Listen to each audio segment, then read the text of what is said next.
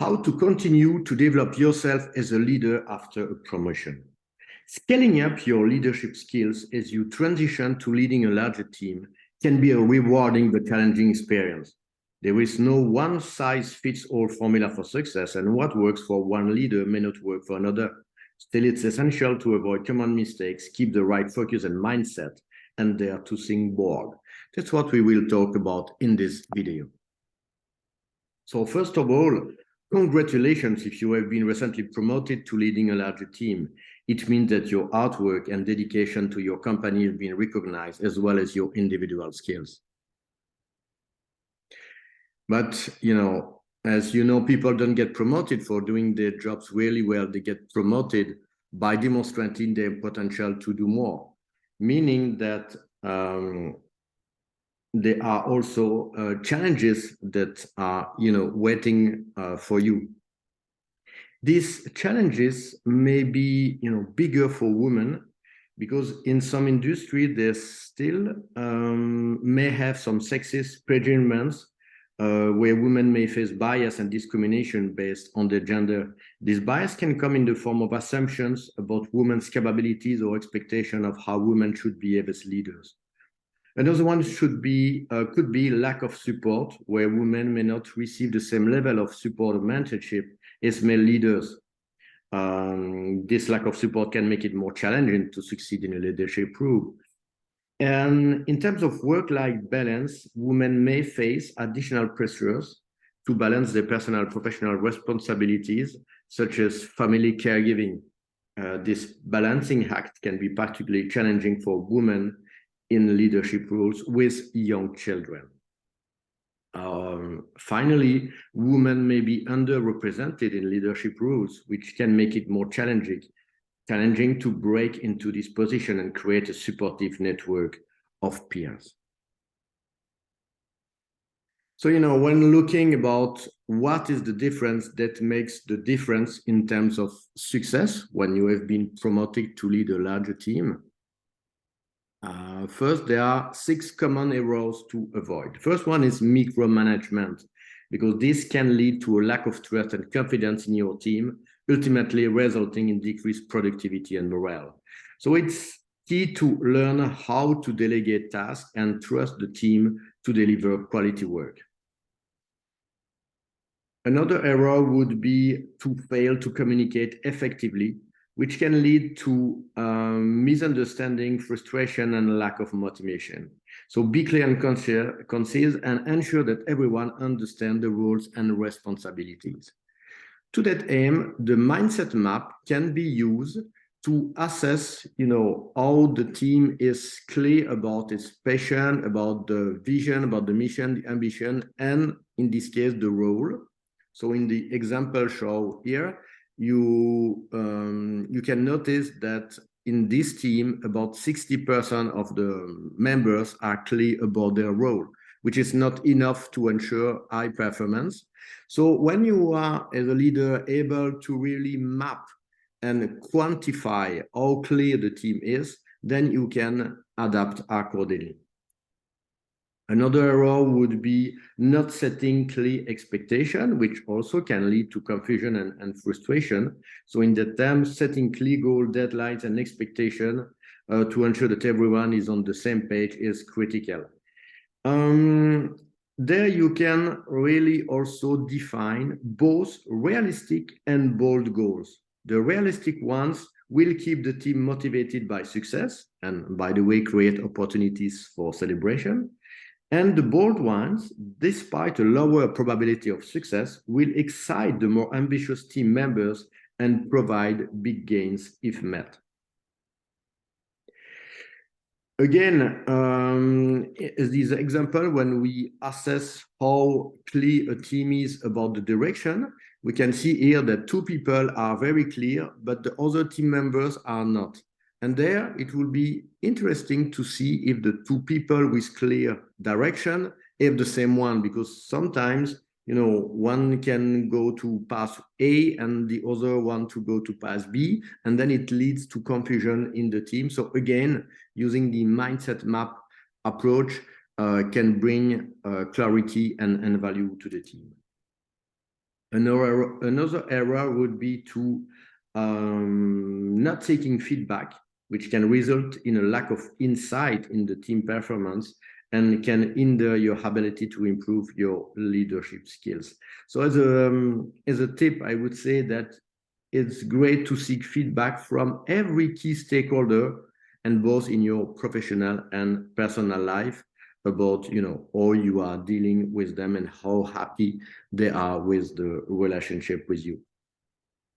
Another error would be not developing yourself and your team, which can lead to decreased motivation, low morale, and a lack of engagement.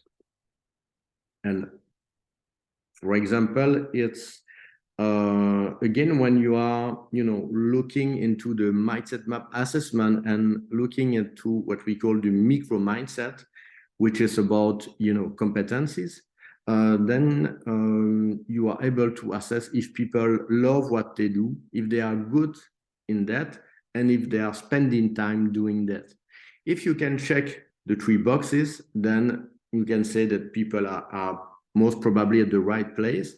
But if we miss 1, 2, or the 3, then there is some area of improvement. And when you think about in terms of team, then you have to ensure that all the areas that are critical for success, as modeled by the success factor modeling, which is exemplified here. Then if you miss some point, it's really clear to either develop the team or maybe hire new people to ensure that you cover the full spectrum of competencies. The last error would be not leading by example, because this can really be a trust killer and a respect killer as well. So it's important to model the behaviors and value you expect from your team.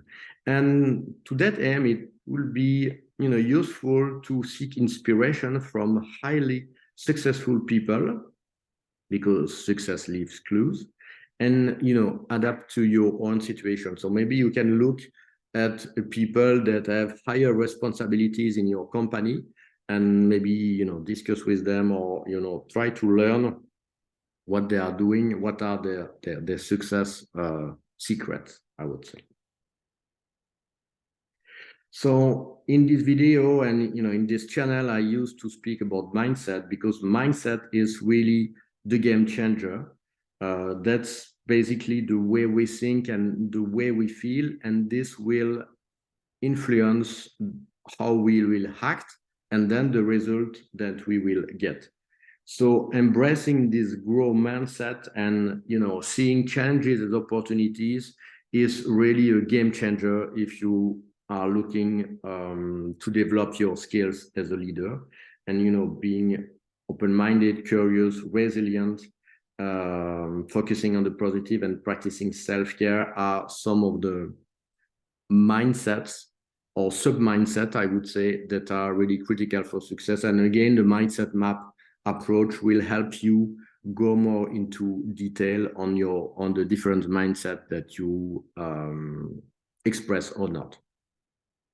So if you want to do the assessment, I will be happy to help. And in very brief, you can see that the mindset maps displays 20 mindsets that are modeled for successful entrepreneurs such as Richard Branson, Jeff Bezos, Steve Jobs, and so on. And this will really help you factualize where you stand at the moment and how you can develop yourself and the team as well, because there is an opportunity to analyze the global team mindset as well. So as I mentioned, in terms of mindset, mastering your energy is really critical as a leader. So when talking about energy, it's both emotions management and also energy coming from your lifestyles. So keep in mind that you will need to ensure quality sleep. You ensure to have some practice to slow down and to reconnect to yourself, and also to include movement in your daily life. So that's what we call the macro mindset. Actually, is the habits that will support your goals. Staying focused is also critical. So there, you will have also to make choices to avoid distractions, and take care of how you use your mobile phone, your laptop, and so on, and maybe decrease the notification and this kind of things, and ensure that you will have some time blocked to reconnect to yourself and to work without being distracted.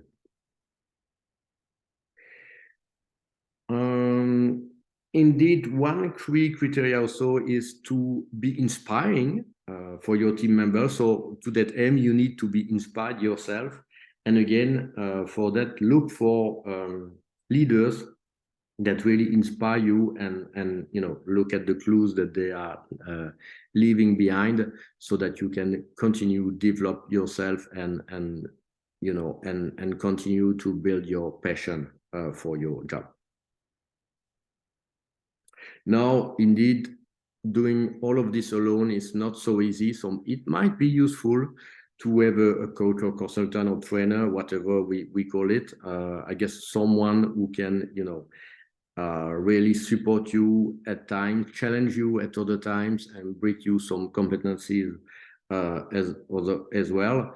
And so if you are looking to invest now in your personal development, that of your team, I will be really happy to help. Please have a look on my website, laurentzequinan.com, so that you can see, my past expertise and my certification, so that you can see how I can help you in the future. Take care.